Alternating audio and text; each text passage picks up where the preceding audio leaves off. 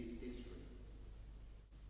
Many lives were unnecessarily lost, all because several people either refused to believe what they saw, could not possibly believe what they had heard, or were not about to be moved into action until more evidence was forthcoming. Out where I'm going with this. John's Gospel today describes the very same responses to the resurrection evidence. There was one who believed without seeing. There was one who believed upon hearing. And there were those who believed upon seeing. And then there was one who couldn't believe until he had touched and he had seen. I've gone back a little to part of last week's Gospel, which was also John. So it was John, it was the verses preceding the one we assigned. He saw and he believed. The empty tomb and the linen cloths were enough for John to declare his belief in the risen Christ. He needed no other evidence. There are people who are able to take a stand without requiring more than is presented to them. John, therefore, is one who believes without having to see the risen Christ. Secondly, there are those who believe upon hearing. We heard last week where Mary of Magdala stands outside the tomb crying, and as she weeps, she notices angels in white sitting where Jesus' body had been placed. She cried, "They have taken my Lord away." And then she turns around and she sees a figure, not realizing that it was Jesus.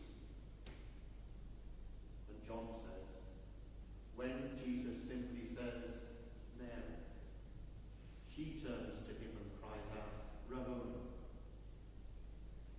There are those who believe upon hearing. Mary had spent so much time with Jesus that she knew his voice. At the close of the service, the priest announced, "Christ is risen." And the people all shouted back, "He is risen indeed." He heard their unified voice, and it was filled with praise. And he looked into their faces, and he instantly knew in his heart that they were right, and Stalin was wrong. Muggeridge wrote that it was the reality of their joy that tipped the scales of his soul toward Christ. It was through their voice of praise that he heard the voice of Jesus. In our reading from John this morning, John writes, when the disciples were together with the doors locked, Jesus appears. He shows them the nail prints and the wound in his side.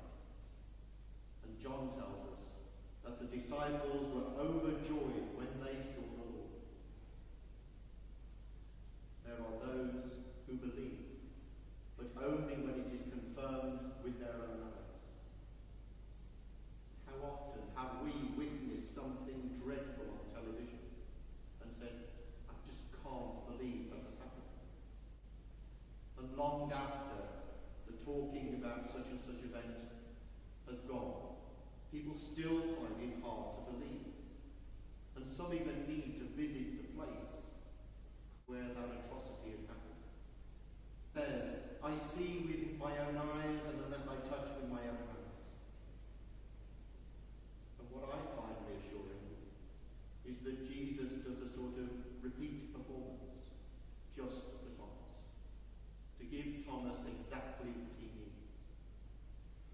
It does not make any difference to Jesus which one of these reactions that I've spoken about this morning is yours.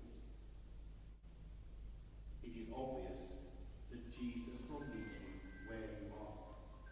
He cares that much about those who are yet to believe. He meets us on a personal level, and he will keep knocking at the door until it is open. Don't you think that far too many of us get lost in debating the facts of the resurrection, that they miss the impact of the resurrection on their lives? John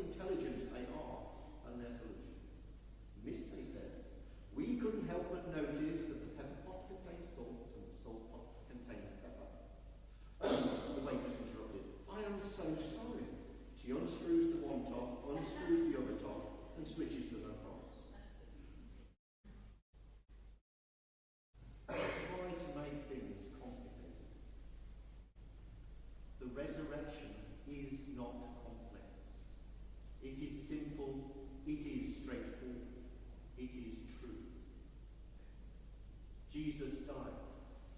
Then he rose from the dead. Blessed are those who have not seen me and yet have believed. My friends, Jesus is speaking about you and he is speaking about me. We have not seen him with our own eyes, like Thomas, but we have believed. Remember, Jesus' arms are open. Do you